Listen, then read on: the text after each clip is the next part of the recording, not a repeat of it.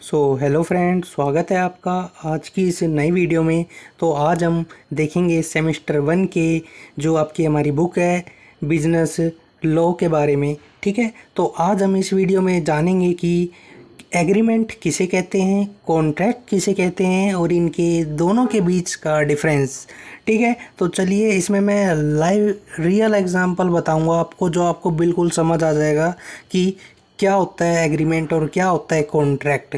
तो चलिए शुरू करते हैं और वीडियो को पूरा देखना, जब भी समझ आएगा। स्किप करोगे तो आपको डेफिनेशन तो मिल जाएगी इसमें लिखी हुई, आप लिख भी लोगे रट के, लेकिन समझ नहीं आएगा एक बारी। अब जो मैं आपको एग्जांपल दूंगा वैसे ही आप एग्जांपल अपनी रियल लाइफ में देखना और उसको कमेंट करना कि आपको पता नहीं होता कि क्या होता है एग्रीमेंट और क्या होता है कॉन्ट्रैक्ट, लेकिन आप रोज़ करते हो ऐसे एग्रीमेंट और कॉन्ट्रैक्टों को। ठीक है, तो चलिए शुरू करते हैं। तो पहला क्या आता है, व्हाट इज़ एग्रीमेंट। तो एग्रीमेंट क्या है? एग्रीमेंट का मतलब होता है प्रोमिस, वादा। ठीक है, आसान भाषा में जिसे हम कहते हैं वादा, तो इसे ही कानूनी भाषा में एग्रीमेंट कहते हैं। ठीक है, अब एग्रीमेंट क्या हम रोज़ नहीं करते? क्या करते हैं? किससे करते हैं? किसी से भी कर लेते हैं। प्रोमिस नहीं करते कि हाँ भाई वादा करो मेरे से ये करना वो करना। ठीक है, तो इसको थोड़ा डेफिनेशन समझते हैं हम आपका इसको। इसमें क्या होता है, एक व्यक्ति होता है जो होता है हमें क्या देता है, हमें प्रपोजल देता है। प्रपोजल का मतलब होता है प्रस्ताव। ठीक है, प्रपोजल का क्या मतलब होता है? प्रस्ताव, कि हाँ भाई वो हमें कहता है कि तू ये कर वो कर। ठीक है, और एक सामने वाला व्यक्ति होता है जो उस प्रपोजल को एक्सेप्ट कर लेता है। ठीक है, तो जो प्रपोजल दिया और जो एक एक्सेप्ट कर लिया तो बन जाता है एक एग्रीमेंट। ठीक है, आम भाषा में इसे कहें एग्रीमेंट बन गया ये। तो इसको मैं एक एग्जांपल से समझाऊंगा, ऐसे आपको नहीं समझ आएगा, कितनी इसकी डेफिनेशन पढ़ लेना फिर भी नहीं समझ आएगा आपको। अब जैसे कि हम कहीं भी जाते हैं तो बस स्टैंड पे खड़े होते हैं बस पकड़ने के लिए, है ना। अब एग्जाम्पल चालू हो जाता है। अब जैसे कि आप निकले घर से, बस स्टैंड पे खड़े हो गए, कितनी बस आती हैं वहाँ पे, आप नहीं चढ़ते। अब जैसे बस आई, रुकी, गेट खुले, तो बस क्या कर रही है, बस हमें क्या है, प्रपोजल दे रही है कि आ जाओ, आना हो तो। अगर हम उसमें चढ़ गए तो मतलब कि इसका मतलब क्या है कि हमने उसका प्रपोजल एक्सेप्ट कर लिया। ठीक है, तो ये क्या हो गया, एक एग्रीमेंट हो गया बस और मेरे बीच में। किस चीज़ को लेके हुआ है? अब जैसे मेरे को जहाँ पे भी जाना है, ठीक है, तो बस क्या कि हाँ हाँ हम आपको पहुँचा देंगे। ठीक है, यही होता है प्रपोजल। भी समझ आ गया आपको इसमें, और यही समझ आ गया आपको इसमें एग्रीमेंट भी क्या होता है, एग्रीमेंट। ठीक है, तो बिल्कुल इजी एग्जांपल था।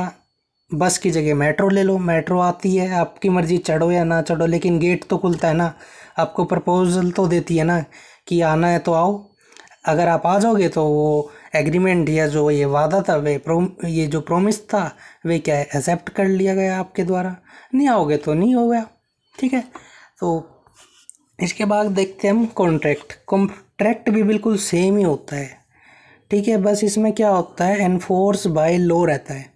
एनफोर्स बाय लॉ का मतलब क्या होता है कि एग्रीमेंट को अगर हम जब करते हैं तो इसमें हम कानूनी रूप से हम बंधते नहीं हैं। यूँ नहीं कि अगर हाँ भाई मेरे पास बस आई खड़ी हुई और मैं, अगर मेरे को उसने नहीं छोड़ा, बाई चांस मान लो रोड पे उतार दिया गलती से कहीं और, तो मैं यूँ नहीं कोर्ट में जाऊँगा उसके लिए कि मेरा तो उसके साथ वादा हुआ था। ठीक है, वो मेरे को छोड़ेगी, ठीक है, मैं वरना मेरे को कंपनसेशन दो। नहीं, क्यों? क्योंकि वो क्या है कि प्रॉमिस है। आम भाषा में हम कितने प्रॉमिस करते हैं, अगर ऐसे ही, और इतने ही प्रॉमिस तोड़ते भी हैं। अगर ऐसे ही कोर्ट में जाने लगे तो कोर्ट में तो जज, पता ही है आपको क्या हो जाएगा वो उसके साथ। ठीक है ना। तो इसके बाद कॉन्ट्रैक्ट में क्या होता है, कॉन्ट्रैक्ट में हम एग्रीमेंट तो करते हैं, मतलब कि एक व्यक्ति तो होता है जो हमें प्रपोज करता है किसी चीज़ को लेके, और एक एक्सेप्टेंस भी होता है कि हाँ भाई जो एक्सेप्टी होता है, जो एक्सेप्ट करता है उसे। लेकिन इसमें क्या रहता है, इसमें बीच में आ जाता है लॉ। ठीक है, इसमें क्या है, बीच में आ जाता है लॉ, कानून। कानून आ जाता है और कानून देखता रहता है दोनों को। ठीक है, कि हाँ भाई जो तुम कर रहे हो करो। जिसने प्रपोजल दिया ठीक है, उसको अपना क्या है, जो उसने प्रपोज करा है वो पूरा करना पड़ेगा। नहीं करेगा तो लो कहेगा मैं तेरे को ना देखूंगा, मैं बताऊंगा तेरे को। और जिसने वो प्रपोजल एक्सेप्ट किया, ठीक है, उसको भी लो आश्वासन देता है कि देख तेरे साथ कुछ गलत हुआ, कोई नहीं, मैं बैठा हूँ। ठीक है, यही होता है हमारा क्या, कॉन्ट्रैक्ट। नीचे देखो मैंने एक इमेज लगा रखी है आपको, ये सर्कल से, इसमें पता लग जाएगा आपको। पहले होता है ऑफर या एक प्रपोजल। ठीक है, ऑफर ही और प्रपोजल सेम ही चीज़ है। ऑफर दिया किसी ने, अब फिर उसको हम एक्सेप्ट कर लेंगे तो क्या बन जाएगा, वो एग्रीमेंट बन जाएगा। अगर उसी में क्या है, कानून आ जाएगा, लो ने अगर उसकी गारंटी ले ली तो क्या बन जाएगा, वो एक कॉन्ट्रैक्ट बन जाएगा। ठीक है, इसको भी मैं एक बस के एग्जाम्पल के माध्यम से आपको समझाना चाहता हूँ पीछे ले जाके। तो अब हम देखेंगे इसमें कॉन्ट्रैक्ट का एग्जाम्पल क्या होता है। कॉन्ट्रैक्ट का एग्जाम्पल में देखते हैं हम, अब जैसे कि बस आई, गेट खुले, उसने आपको ऑफ़र किया, आपने एक्सेप्ट कर लिया, आप चढ़ गए बस के अंदर। ठीक है, आपने टिकट ली, और टिकट लेने पे जो आप अगर टिकट लिया आपने, और मान लो टिकट के पीछे टर्म्स एंड कंडीशन में ये लिखा है कि अगर बस वाला आपको आपकी डेस्टिनेशन पे नहीं पहुंचाता है तो आप क्या है, लॉ के द्वारा कोर्ट में एक सूट फाइल कर सकते हैं। ठीक है, तो क्या होएगा, तो ये क्या हो गया, ये क्या है, लॉ ने आपकी गारंटी ले ली। ठीक है, लॉ ने आपको आश्वासन दे दिया कि आप जा सकते हो। ठीक है, आपको इतना समझ आ गया होगा, जो कॉन्ट्रैक्ट रहता है वह क्या है, रिटर्न में होता है। ठीक है, रिटर्न में लिखित रहता है कि कोर्ट की, मतलब कि कोर्ट की मंजूरी रहती है उस पर कि हाँ, कोर्ट आश्वासन देता है दोनों को, दोनों पार्टीज़ को, कि अगर किसी के साथ भी गलत हुआ तो आप कोई भी, दोनों में से कोई भी कोर्ट में अपने सू फाइल कर सकते हैं, कोई दिक्कत नहीं है। तो आपको समझ आ गया होगा कॉन्ट्रैक्ट और एग्रीमेंट किसे कहते हैं। एक बार इसका डिफरेंस भी जान लेते हैं। ठीक है, आपको और इसकी क्या है, जो आपको क्लियर नहीं हुआ होगा वो क्लियर हो जाएगा। ठीक है, ये तो मैं आपको डेफिनेशन बता रहा हूँ अभी क्या है क्या नहीं। ठीक है, इसके बारे में अभी डिटेल है पूरी। ठीक है, कि एक वैलिड कॉन्ट्रैक्ट कब बना जाएगा, एक वैलिड एग्रीमेंट कैसे बना जाएगा, कौन कौन से प्रकार के कॉन्ट्रैक्ट होते हैं जिनको हम कोर्ट में जाके स्यू नहीं कर सकते। ठीक है, तो अब इसके डिफरेंस के बारे में देखते हैं हम, कॉन्ट्रैक्ट एग्रीमेंट के बारे में। ठीक है, कॉन्ट्रैक्ट क्या होता है, एनफोर्सेबल बाय लॉ रहता है। बताया मैंने कि आप इसको लेके कोर्ट में स्यू फाइल अपनी कर सकते हो। लेकिन एग्रीमेंट क्या है, एग्रीमेंट में ऐसा कुछ नहीं होता। ठीक है, कि हाँ यू की एग्रीमेंट तोड़ दिया तो कोर्ट में चलेगा बार बारी, नहीं। अब क्या होता है, दूसरा इसमें पॉइंट है कि हाँ भाई, अगर आपको कोई इंजर्ड हो गया पार्टी कॉन्ट्रैक्ट में तो उसे क्लेम मिल जाता है, लेकिन एग्रीमेंट में क्लेम नहीं मिलता है।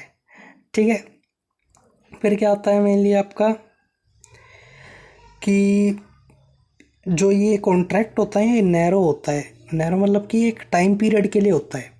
अब जैसे कि आपको एग्जांपल दूं भाई, लॉ है, ठीक है, कानून है, कानून किसी की कितने दिन तक गारंटी लेगा, ज़्यादा दिन तक नहीं लेता कानून भी गारंटी। ठीक है, इसीलिए कोई भी है अगर कॉन्ट्रैक्ट रहता है ना तो उसमें टाइम पीरियड निश्चित रहता है कि 6 महीने, 1 साल, 2 साल, 3 साल। वो टाइम पीरियड निकल गया तो वो कॉन्ट्रैक्ट जो हो जाएगा इनवैलिड हो जाएगा। ठीक है ना, क्योंकि इसमें क्या है कि ना कोर्ट का ज़्यादा झंझट होता है, इसमें कोर्ट के ऊपर एक बर्डन रहता है। ठीक है, अगर आप पे भी कोई ज़्यादा बर्डन दे, कोई आप बर्डन लो, मान लो किसी का, कोई थर्ड पार्टी का, कितने दिन तक लोगे, लिमिटेड पीरियड के लिए लोगे ना आप भी, परमानेंट थोड़ी ना लोगे। बस यही है आपका कॉन्ट्रैक्ट में। और एग्रीमेंट में कोई टाइम लिमिट नहीं होती, चलने दो जितना मर्जी चल रहा है। पता है कोर्ट में हम जा नहीं सकते इसको लेके, क्लेम हमें मिलना नहीं किसी भी चीज़ का। ठीक है, तो ये रहता है इसमें आपका। और जो कॉन्ट्रैक्ट में रहता है ना आपका, कॉन्ट्रैक्ट में आपका क्या रहता है, कॉन्ट्रैक्ट क्या होता है, एग्रीमेंट प्लस में एनफोर्सेबल बाय लॉ। ठीक है, यानी कॉन्ट्रैक्ट क्या रहता है, एग्रीमेंट तो रहता ही है इसमें, साथ साथ लॉ की क्या रहती है, प्रेजेंस रहती है इसमें। लेकिन एग्रीमेंट में ऐसा कुछ नहीं है। एग्रीमेंट में क्या रहता है, ऑफर होना चाहिए एक, और एक एक्सेप्टेंसी होना चाहिए, बस उसे एक्सेप्ट करने वाला बन जाएगा एग्रीमेंट। ठीक है, तो आप बताओ, आपको समझ आई हो वीडियो तो इसको कमेंट में आप मेरे को रियल लाइफ एग्जांपल बताना अपनी लाइफ के, कि हाँ भाई आपने रिलेट करना इसको अपनी लाइफ से कि कितने हम एग्रीमेंट करते हैं और कितने कॉन्ट्रैक्ट करते हैं। ठीक है, डेली लाइफ में हम हज़ारों एग्रीमेंट तो कर ही देते हैं, लेकिन कॉन्ट्रैक्ट मुश्किल से करते हैं। क्यों? क्योंकि इसमें क्या है, पेपर पे होता है, पूरा लेंथी प्रोसेस रहता है। इसमें पीछे लिखा रहता है सारा डिक्लेरेशन को, मतलब कि कोर्ट का, कि आप सूट फाइल कर सकते हैं, आपको क्लेम मिलेगा, ये मिलेगा, वो मिलेगा। साइन रहता है, रिटर्न कंसेंट लिखा रहता है सेफ्टी का, और जो आपका ऑफर वाला है उसका। ठीक है, तो आशा करता हूँ आपको ये वीडियो समझ आई हो तो अपने दोस्तों के बीच में इसे शेयर करें। ठीक है, देखो डेफिनेशन मैंने आपको इसकी समझा दी क्या है मोटी मोटी, लेकिन मैंने आपको इसमें रियल लाइफ एग्जांपल दिए हैं। और जो भी लॉ होता है ना, लॉ जो होता है कानून, वह आपको क्या है, पूरा लाइव एग्जांपल ही है आपका एक। ठीक है, डेफिनेशन ज़्यादा रटोगे तो इससे इतना कुछ होने वाला है नहीं। ठीक है, अगर आप इसको एग्जांपल से सीखोगे तो हाँ समय लगेगा थोड़ा सीखने में, हाँ दिक्कत होगी, लेकिन आप इसको सीख जाओगे लोग और आसानी से अपने क्वेश्चन को अटेम्प्ट कर लोगे। और ये क्वेश्चन जो है पक्का आता ही है।